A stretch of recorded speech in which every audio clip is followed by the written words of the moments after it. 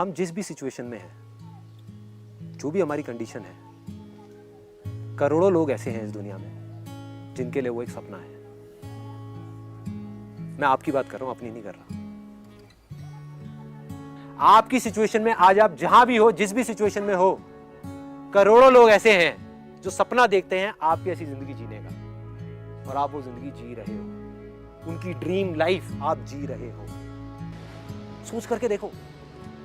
I am telling you honestly, ऐसे बहुत सारे लोग हैं इस दुनिया में। गांव में जाओ, इंडिया की अलग अलग जगहों पे जाओ, देखो लोगों के साथ क्या क्या हो रहा है। एक बार देखो लोग कैसी कैसी लाइफ कहां कहां जी रहे हैं, कैसे कैसे लोग कहां कहां मर रहे हैं, जिनके पास खाने के लिए पैसे नहीं है, जिनके पास कुछ नहीं है। गंदे वेस्ट में से निकल निकल के जो चीजें फेंक दी जाती हैं, वहां से निकल निकल के कूड़ेदान में से लोग खाना खा रहे हैं। अरे वो भी तो इंसान ही है हमारे जैसे यार। कौन है वो कभी नहीं सोचेंगे कि मेरे को संदीप महेश्वरी बनना है। बट अगर वो कभी आपकी ऐसी जिंदगी उनको मिल जाए, लॉटरी लग गई ना उनकी, जिंदगी बन गई ना उनकी। सोच के देखो। तो आप फेलियर कहां हो यार, आप तो सक्सेसफुल हो। कोई इंसान अगर जिंदगी में कुछ करना चाहता है ना, या कुछ बनना चाहता है, तो उसको जा करके ये बोलना कि तू ये नहीं कर सकता, उसकी हिम्मत को तोड़ना, उसकी उम्मीद को तोड़ना एक बहुत बड़ा पाप है। क्योंकि कई बार कुछ लोगों के पास में सिर्फ एक उम्मीद होती है और कुछ भी नहीं। लेकिन वहीं दूसरी तरफ किसी को इतना हक देना कि वो आ करके आपके सामने खड़ा हो जाए और आपको कुछ भी बोलता रहे, आपकी उम्मीद को तोड़ दे, आपकी हिम्मत को तोड़ दे, और आप चुपचाप खड़े खड़े उसको देखते रहो, कुछ भी ना कहो, कुछ भी ना करो, ये उससे भी बड़ा पाप है।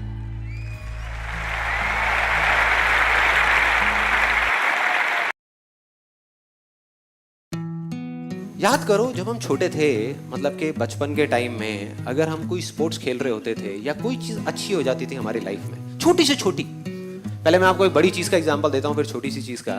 कि सपोज हम कोई फुटबॉल का मैच खेल रहे हैं। कोई है यहाँ पे जो फुटबॉल खेलता था बचपन में? हाँ, जैसे आप खेलते थे फुटबॉल। तो आप फुटबॉल खेल रहे हो और सामने 4 प्लेयर्स खड़े हैं और उधर गोलकीपर भी है। आप किसी तरीके से सबसे बचते हुए यहाँ से वहां से निकल के और आपने गोल कर दिया। तो आप क्या करते थे उसके बाद में? खुश हो जाते थे, खुल के सेलिब्रेट करते थे।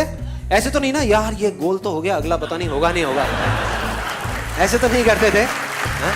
अरे मारा और उसके बाद में झूमते हुए आ रहे हैं, यस मजा आ गया, अपनी पूरी टीम से गले मिल रहे हैं और खुशियां मना रहे हैं, सेलिब्रेट कर रहे हैं खुल करके। ये तो हो गया बड़ी सी बड़ी चीज।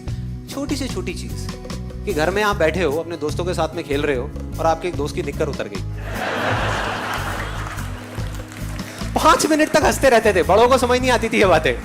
वो आकर कहते थे क्या पागल है क्या कर रहा है, और हम हंसे जा रहे हैं, उसकी निक्कर उतर गई, निक्कर उतर गई। Shem Shem Shem Shem.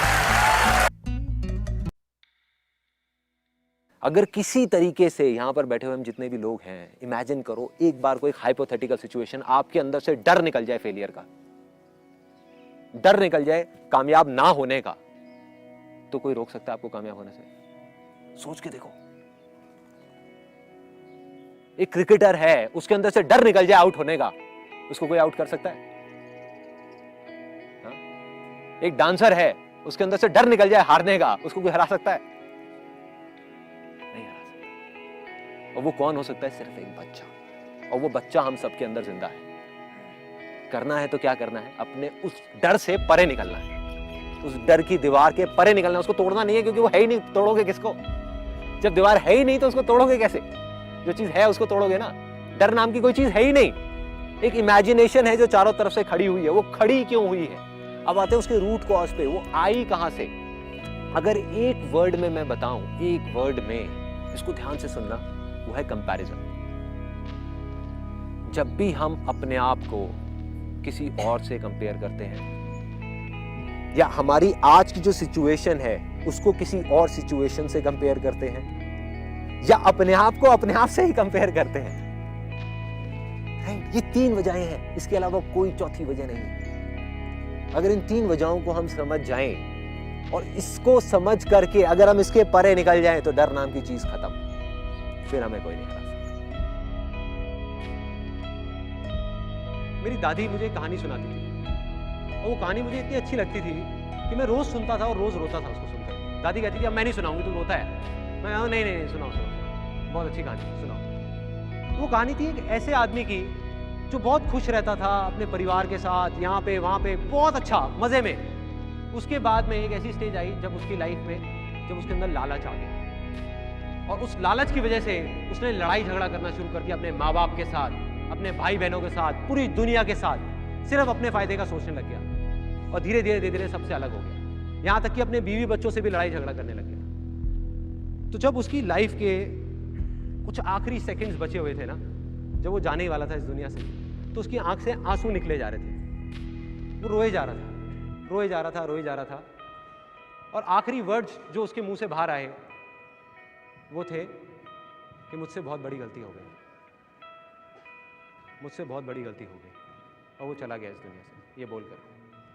जब मैं वो कहानी सुनता था अपनी दादी की, तो मेरे अंदर कुछ होता था, मुझे नहीं पता वो क्या था, लेकिन मैं हमेशा ये सोचता था कि भाई जब मेरे वो लास्ट मोमेंट होगा लाइफ का, तो मैं क्या बोलूँगा, मैं क्या बोलूँगा अपने सब लोगों को।